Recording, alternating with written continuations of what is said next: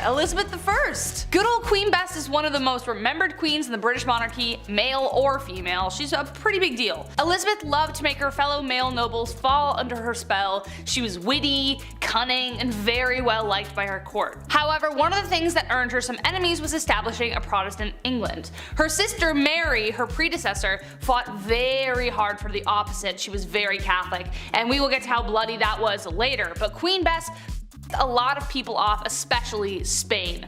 She was supposed to marry the Catholic Spanish king after her sister passed, but she turned him down. This led to a conflict between Protestant England and Catholic Spain, but her navy defeated the Spanish Armada in 1588. Mary, Queen of Scots, laid claim to the English throne and was one of Lizzie's greatest internal threats. Mary was a Catholic, which made all the Catholics of England back her. Mary was also presumed to be behind several assassination attempts against the Queen. Finally, Queen Elizabeth had to take action, and after keeping her cousin hostage for 20 years, she finally had to have her executed. And we'll talk more about her later. At number 9, Rosemary's Baby. Back in the days of old, it was very important to the monarchy to have a male heir. Many kings throughout history have been known to get very upset when they weren't given a son to inherit the throne, and they put a lot of pressure on their wives to give them a boy. Why? I don't know. Boys kinda stuck.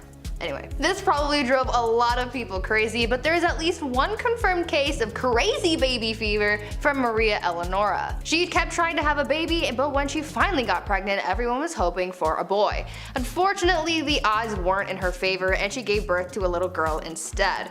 People knew that Maria would get absolutely triggered upon learning of her baby's gender, so they kept it a secret from her as long as they could, but eventually they had to tell her, and Maria was pissed. She really went looking for that receipt to return that baby and get a refund, or at least a store credit. When she found out the baby was a girl, the queen reacted by saying, quote, "Instead of a son, I am given a daughter, dark and ugly with a great nose and black eyes. Take her from me, I will not have such a monster." End quote. Like, damn. Tell her how you really feel. After that, mysterious things started happening to this baby, like a wooden beam mysteriously falling into the baby's crib, and somehow accidentally falling down the stairs. Even the nurse once dropped the poor kid onto the stone floor. Like, I get it.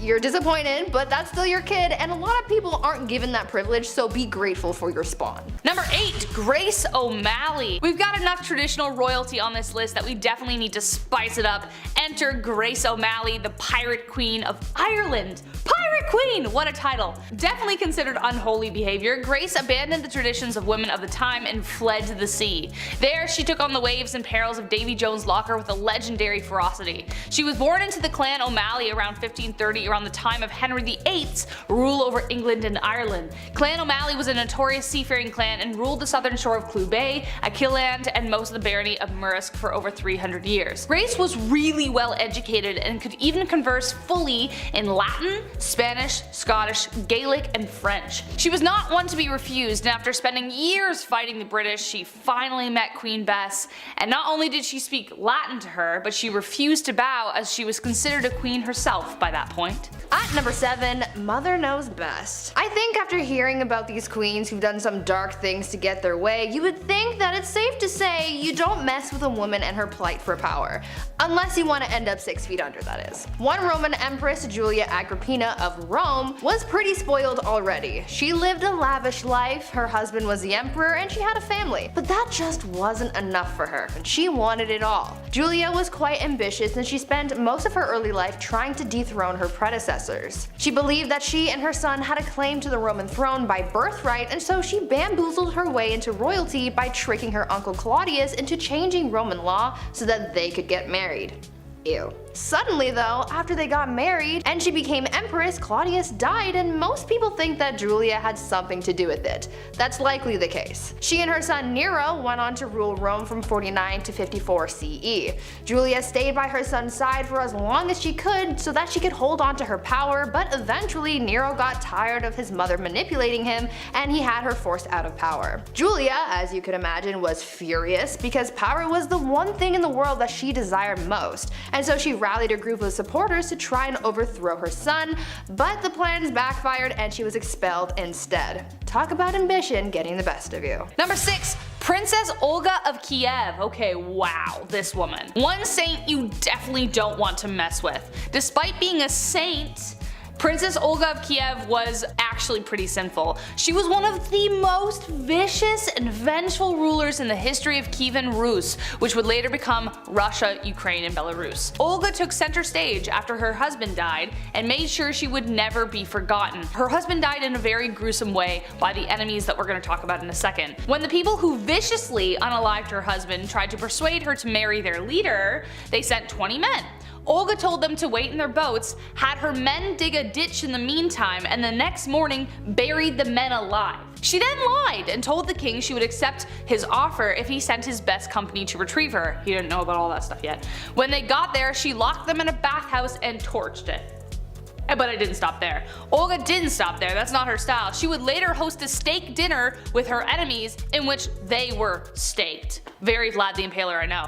Then she set whole villages on fire by attaching sulfur to pigeons, and then it was just crazy. Damn, like hell has no fury like a woman scorned, let me tell you. At number 5, Queen Batman. Batman, he is justice. We know this. Well, long before Batman, there was a queen who sought vengeance, and she did it in the most brutal way. Olga of Kiev became queen regent in 945 CE after her husband was killed because her son was just too young to rule yet. Olga knew that once her son was old enough to be crowned king, her power would be taken away, so she had to do the most that she could with her power while it still lasted, and so she used her powers as monarch to seek justice for her husband's death. She was able to get her husband's killers captured and killed using scalding water, but she soon developed a thirst for suffering apparently, and she just kept on going after people. She would not rest until everyone associated with the people who killed her husband were all eliminated. So if you ever breathed in the general vicinity of the guy who offed her hubby, you could kiss your life goodbye. Olga took hundreds of people out of the tribe that her killers were from. She devised a plan to bury their tribe's leaders alive, and she even came up with a plan to set fire to their entire village. It is said that Olga may have locked the tribe's leaders in a bathhouse and burned it down, but we don't know for sure. All we know is that she definitely was not okay. Number 4, Fridegund of Soissons. Okay, I maybe said that wrong, so I apologize. Kind of impressed with her rise to power. She went from slave attendant to queen. How do you bridge that gap? No idea. Boy was she ferocious. Assassination and manipulation were her main political tools. Fridegund was among a small number of enslaved women in the Merovingian household that became a queen. Merovingian was the OG Central Europe before everything got split up. She survived political dangers and retained her husband's loyalty, and could persuade monks and priests to jump onto her plots with ease. She encouraged her husband, the king, to set aside his first wife, and then even take the life of his second. But his second wife, Galswinda, had a sister named Brunhild, who became the mortal enemy of Fridegund. She had good reason to be. Fridegund continued to do everything she could to secure her position, one assassination after the next. She was a pretty stormy lady. Number 3, Bathory. Okay, alright. Technically not a queen, I get it, but she might as well have been with the power that she had. So fight me. She's remembered as the most evil woman in the world in history, I think. I don't know. That's my opinion. Bathory was the stuff of nightmares. Elizabeth Bathory was born on August 7, 1560 into a prominent Hungarian noble family, making her practically untouchable. She married a very famous war hero who is suspected of gifting Bloody Lizzie with the skills she used to kill. After she died, Bathory became obsessed with immortality. Supposedly when one of her servants accidentally spilt blood on her, and her skin appeared younger after. Bathory then began her mission of horror, luring over 650 young virgin women to her palace and brutally taking their lives. She was even bold enough to lure daughters of nobility. Before draining them of their blood, she would make them suffer in ways you don't even want to imagine before bathing in the blood itself. When she was finally caught, 3 of her servants were executed, but she was simply locked away in her tower for the rest of her days on house arrest.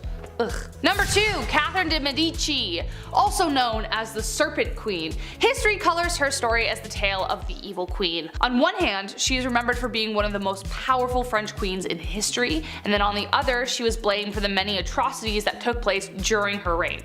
Her regency was marked by the French wars of religion and the many games Catherine played within them.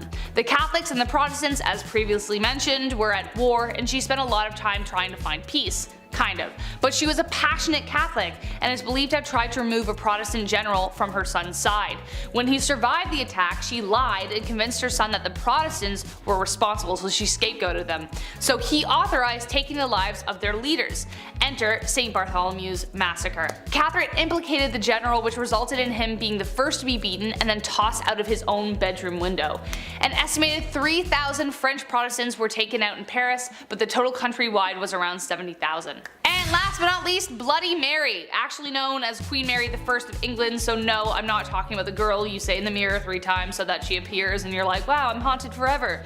Queen Mary became known as Bloody Mary due to her vicious tirade against Protestants in England during her reign. She even imprisoned her own sister, Elizabeth, who we mentioned at the beginning of this list, due to suspicions of treason. This was unfounded. She bore her father Henry VIII ill will after the stuff he pulled with the church and after having delegitimized her as his heir for a time. After Mary took the throne and married the Catholic King of Spain, she began carrying out her plan for England to become Catholic once again. In 1555, she revived England's heresy laws and began burning offenders at the stake, starting with her father's longtime advisor, Thomas Cranmer, the Archbishop of Canterbury. She burned over 300 convicted heretics, most of them being common citizens, and dozens more died in prison, hence giving her the name of Bloody Mary. At number 10, kleptomania. If you were a queen, then you would think that you had enough money to just buy whatever your little heart desired. Though that may be true, there was at least one famous queen who just straight up stole things just because she could. Queen Mary, Queen Elizabeth's grandmother, was quite the kleptomaniac, and no matter how hard people tried to avoid having their things stolen by her, it just never worked.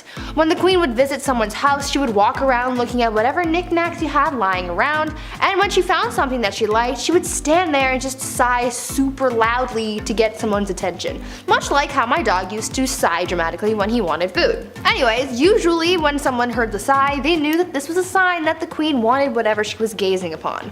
Sometimes the homeowner would just give whatever it was to the queen as a gift. But if it was something that they weren't willing to part with, then she would either try to buy it off them or just straight up take it when no one was looking.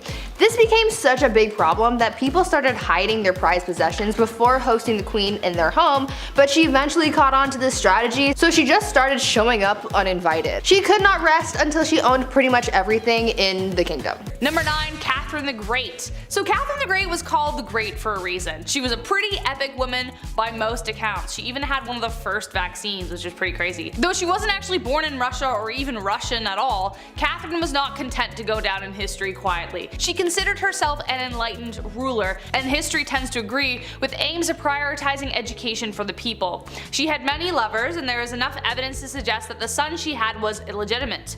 Peter III of Russia was hardly the man Catherine intended on marrying, and later planned a coup against him which resulted in her position of power. However, the coup did turn bloody when on July 17th, Peter died under mysterious circumstances. There isn't proof that she was directly involved or even knew about it, but it cast a dark shadow over her reign for the rest of the time. Number 8. Dirty talk. Going back to the 15th century to Queen Isabella of Spain, now it's not uncommon for queens to brag, be it about their wealth, status, their mans, you name it. But to brag that you've only bathed twice in your life, that's a bit odd. What's the deal with this? Okay, well back in 537 AD, Rome had 11 aqueducts that ran over about 1,000 public fountains, okay? Over 900 bathhouses included. It was quite important, but when invading Goths cut them off, the Catholic Church literally had no idea how to fix the problem. So instead, they just told everybody that bathing was a sin only practiced by pagans.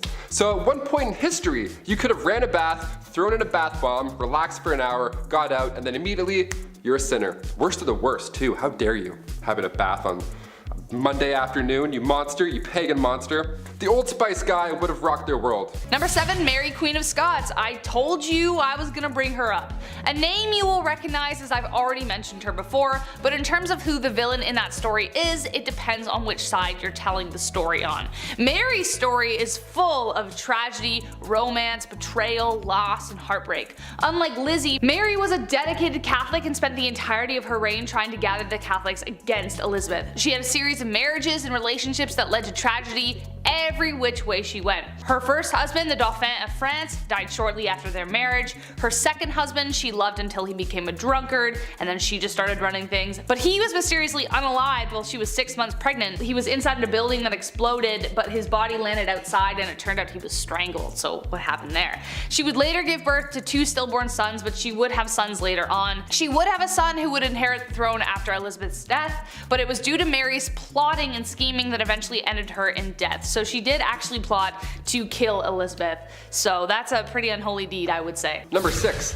We are family. The last queen of Madagascar. Queen Rana Valona was one of the worst. She was born in 1788 and she ruled over the kingdom for 33 years. She was so cruel and violent that she would often choose violence first in order to preserve independence over the island. She's known as the most ruthless queen in history. After the death of her husband, she just went mad with that new power. In the late 1700s, her king brought peace to the land, but of course there were traditionalists who opposed him. The king's uncle at one point tried to take him out, but a local warned the king.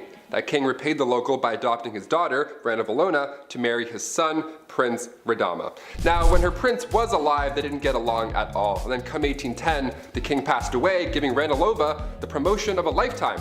It's also theorized that she poisoned him too, so that's horrible.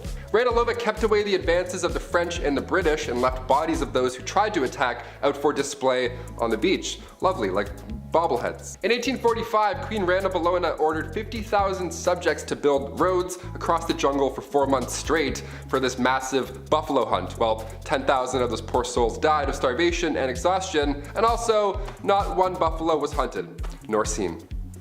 Great plan. Number 5. Queen Isabella I. The Spanish Inquisition, pretty high up there as far as terrifying points in history go. If you weren't willing to convert to Catholicism, you were tormented, interrogated, and burned at the stake. Who was behind this awful time in history? This lady, Queen Isabella I. Technically, as she was fighting for a holy order for the Catholic Church, this can be seen as holy, but was it? Burning people at the stake because they didn't share this belief? Not cool, Isabel. She created a secular government through her reign which allowed for the monarchy to have more power. Being a pious Catholic, she made Catholicism the official religion and created a tribunal to make this happen. Secret service or a secret police that spread fear wherever they went. Her direct influence caused the Jewish population to falter for a really long time after. Number 3. Change religion.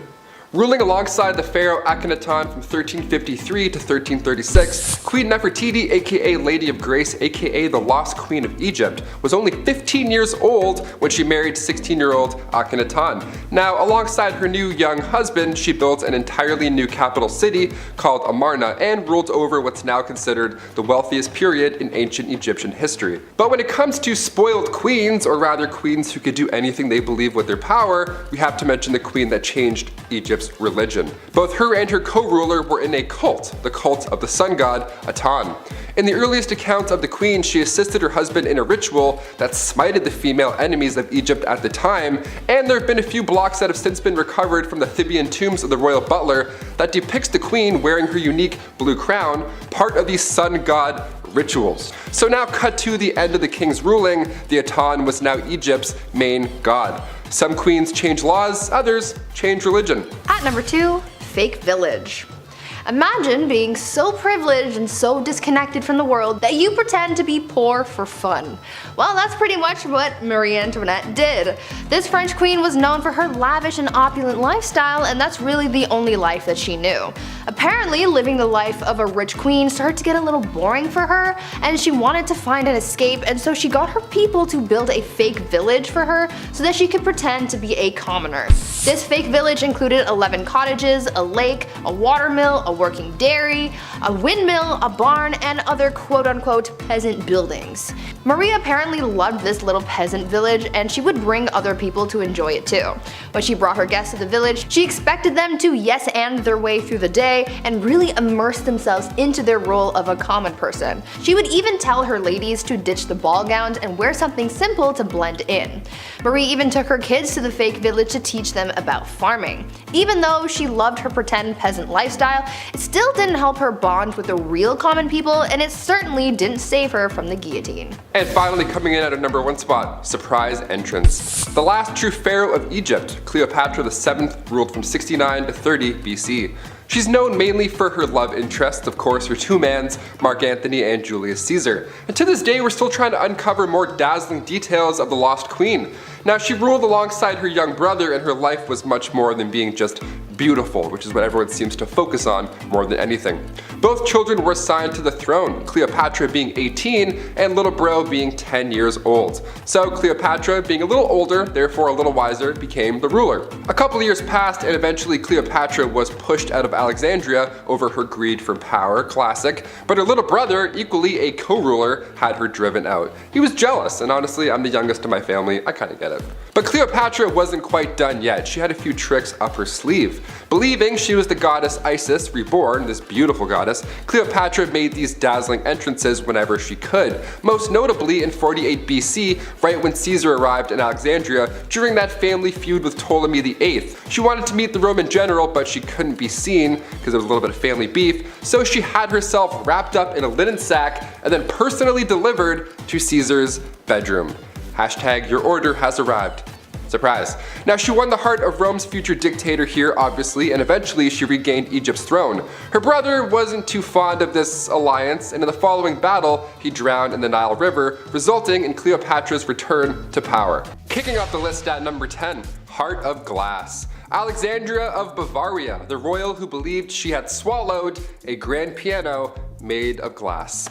I'm not joking, yeah, she was a princess, so not technically a queen, but this is so insane that I had to kick off this list with it. The 23-year-old Bavarian princess was quite the scholar. She was known to enjoy literature, but she equally put energy into convincing those around her that she'd swallowed a piano made entirely of glass when she was a wee child. She grew up afraid that her inner piano would shatter. We have an inner demon, she has an inner piano made of glass. So she would enter rooms slowly and sideways, I'm not kidding, to, you know, avoid cracking that personal piano problem. Just like King Charles VI, he thought he was going to break at any given moment. Saying you were made of glass was quite an uncommon delusion. The victims were more often than not royalty. They had glass, they watched this fancy material shatter in their hands all the time. No wonder, it probably scared them. There's actually a play on this glass delusion. It's called The Glass Piano by Alex Sobler. Quite recent too, apparently it's a blast. Check it out if you have the chance. We love that. Keep writing plays about glass pianos. This is insane. Number 9, no time to dine.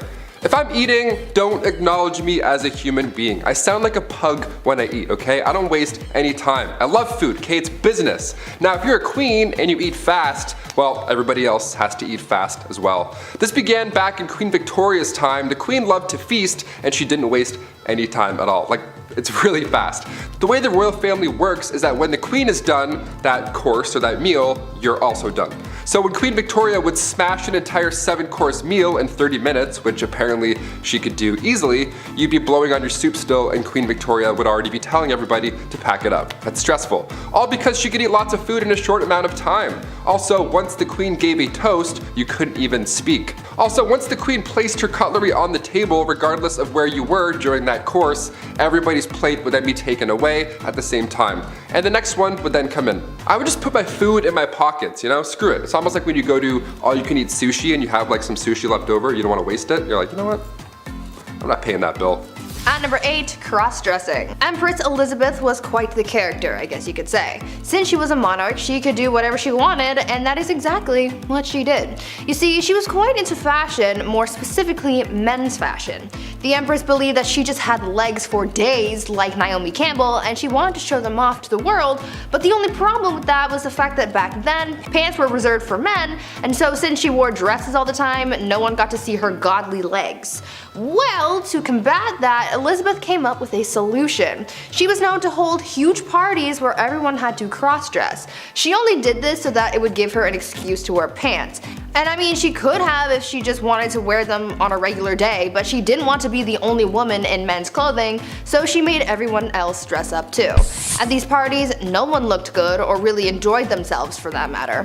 Women complained that the men's clothing they wore to these parties were unflattering, and the men were just all over the place because they didn't know how to maneuver a hoop skirt. The only person really having a fun time was Empress Elizabeth, but I guess that was really the whole point. Number 7, check on the dead. Funerals are pretty expensive, especially a royal one at that. It takes a lot of power to dig up and then carry these massive caskets around, which back in the day was even more exhausting.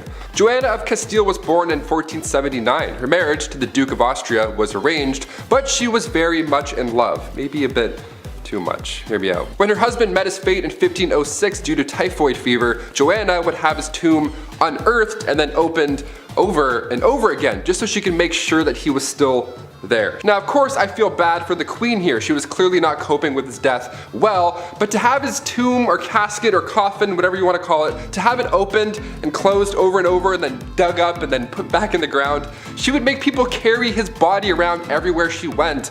That's heavy. That is so much work, even keeping it under her bed sometimes. Ugh, I got goosebumps just saying that. That's pretty creepy. Ashes, I could understand. That's like a one-man job to carry that around. But a 1,000-pound royal coffin that you have to carry 30 city blocks? My back already hurts thinking of that. No thank you. I quit.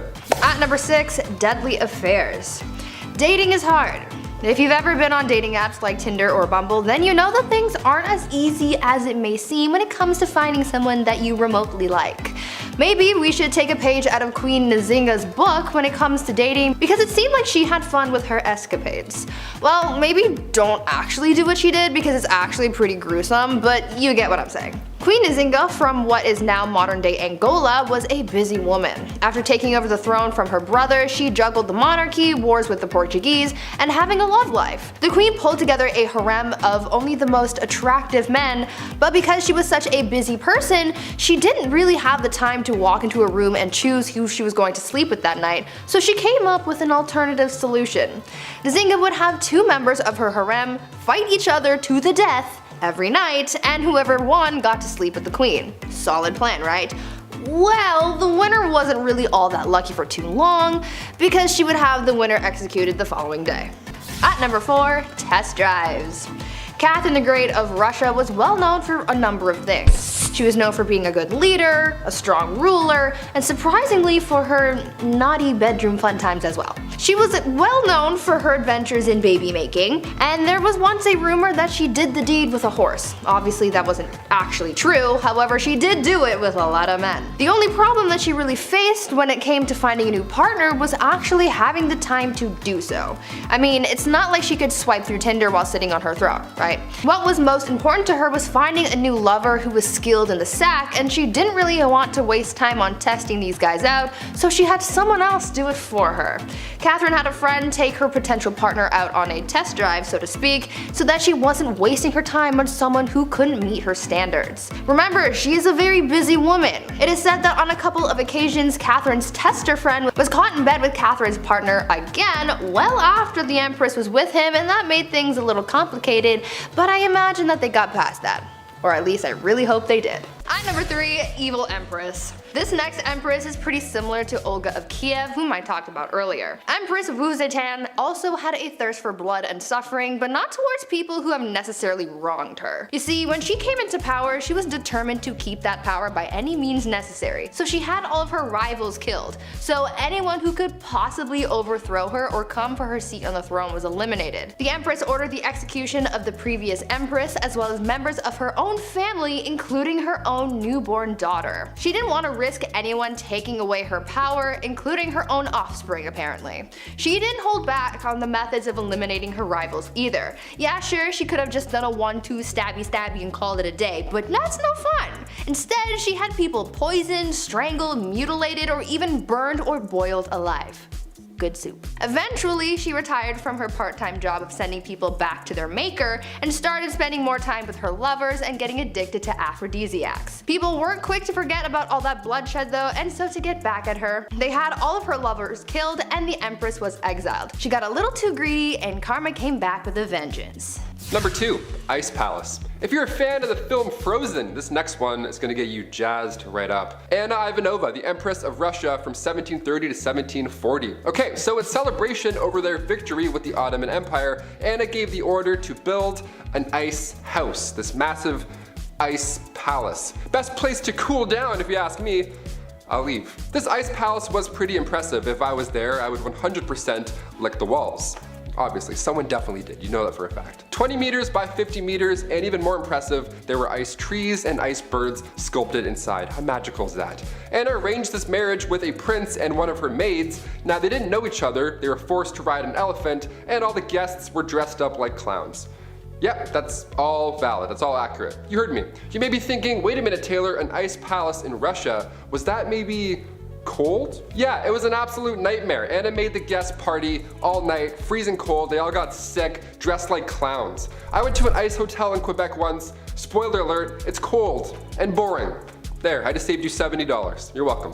And finally at number 1, gladiator games and chill. If you didn't ever have to go to work and you could just lounge around all day, what would you do with your time? Really, anything could be possible. You could be like the Bruno Mars lazy song. Well, there's one empress from back in ancient Rome who occupied her time with the company of others. Apparently, Empress Valeria Messalina was famous for her exploits. Since she was empress and she had all this time and money and no one to tell her no, she took full advantage of that and bought a house, turned it into a brothel, and made that her side hustle. A lot like Littlefinger from Game of Thrones. Though she had a collection of women who worked there, she also was known to invite upper class ladies to participate in the nightly escapades as well. And don't think that Valeria did jump in as well. She was considered to be quite something in the sack. In the wise words of Ludacris and Little John, she was a lady in the streets but a freak in the bed. The Empress was known to be such a hardcore participant that she would win games where they would compete to sleep with the most men in one night. One time she won the round after being with 25 men. One night. She did the absolute most, but at least she was having fun.